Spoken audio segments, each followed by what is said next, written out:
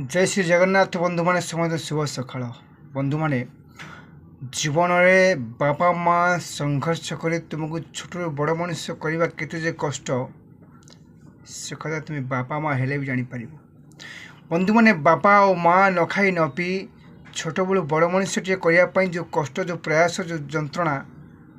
से कथा बापा माँ ही कहीपर।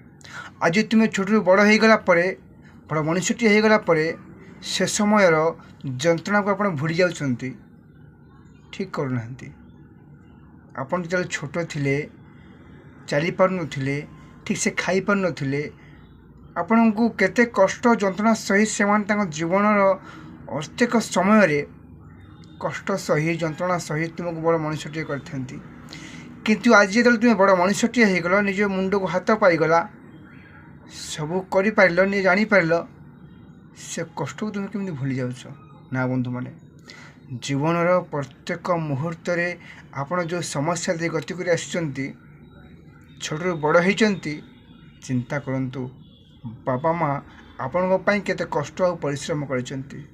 कौन ता कष्ट और परिश्रम किसी मूल्य नहीं ना बंधु माने बहुत मूल्य अच्छे जदि आमे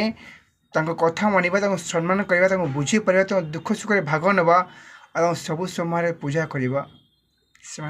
कष्ट टी लाघव हो पार मूल्य पाइपर बंधु मैंने ए दुनिया तुम समस्त ऋण सुझी पार बापा माँ ऋण के सुझी पार नहीं। जय जगन्नाथ। नंद कुमार।